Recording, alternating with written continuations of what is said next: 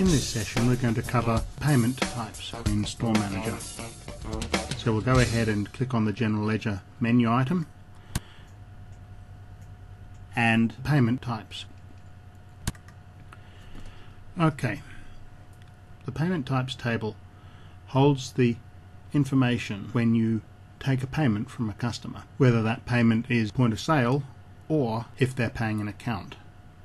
I'm going to press the F2 key first. As you can see, there are a number of shortcut keys like most maintenance routines, and this maintenance routine has 4 pages of settings that can be accessed. I'll clear this away now. Okay, virtually everybody who runs a point of sale system will use the payment code called cash. So I'll type that in here and press enter, and it gives us a description. Well, it's cash.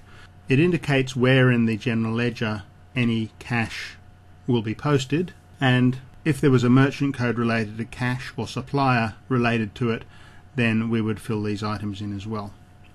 On this page here we also have the ability to look at the history. We'll move on to the settings page. Now, with cash we find generally that it is something that we bank. So what I'll do, I'll just pop into the edit mode here by clicking on the edit button.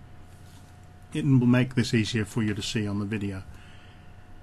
Cash is a bankable item, and yes, if we have a cash drawer attached to the system, we want it to eject the cash drawer so we can put it in.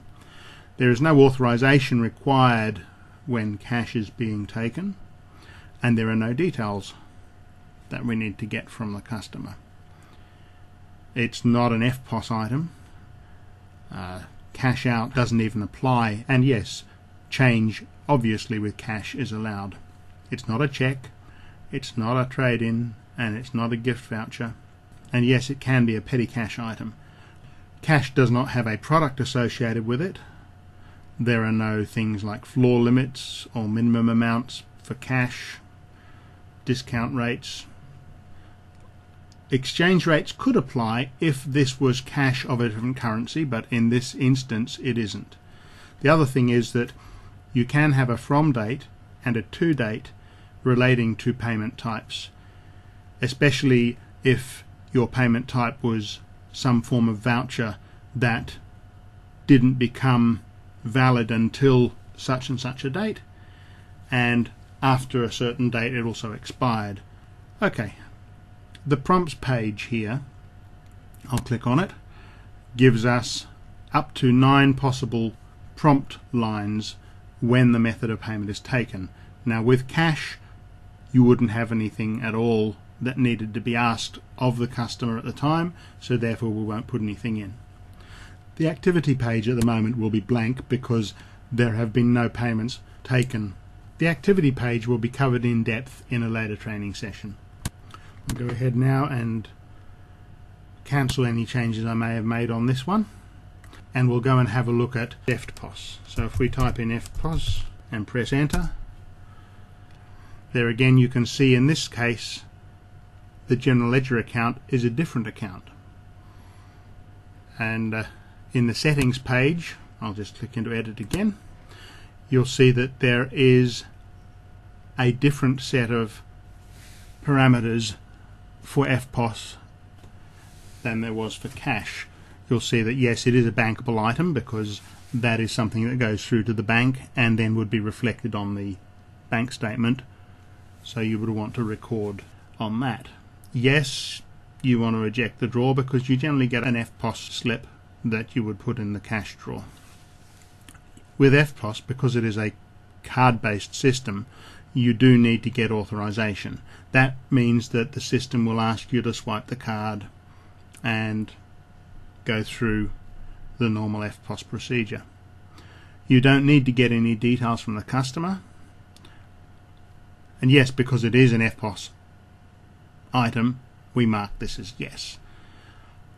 Cash out allowed may or may not be, depending on your policy.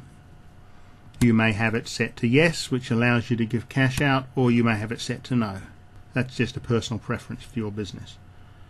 Okay, we'll cancel any changes I made there. Now, what you can do is you can click on this find button, and the shift underscore, which looks like that will give us all of the various types of payments so that we can pick one. Now I'm going to pick this one here, check, because there is information extra that is required when you take a check from a customer. Click down here to bring it back. You'll note that the GL account is the same as cash, because when you get a check, it's a physical item that is regarded as legal tender, so it would go into your cash on hand, which is quite often the till that you have. We'll pop across to the settings on this one because they're a little different. The edit mode again will make it easier to see. Yes, it's something that you can bank. Yes, we would be putting it in the cash drawer. No, there's no authorization required. Yes, you need to get some details. No, it's not an FPOS item. No, you probably would not give change on a check, although you can if you have a policy that allows that. Obviously it's a check, so that's ticked as yes. It's not a trade-in item and it's not a gift voucher. Now, this item here that says get details, what that means is that when we go across to the prompts page here, you'll see that we're looking for the BSB, which is for Australia, the bank, state and branch, and we're looking for a drawer that is generally the company or the private individual who has written you the check. At the time they make the payment to you, these items here will be prompted on the screen and you'll be asked for what the BSB is and what the drawer is. Okay, we'll now cancel this one as well, and that covers payments.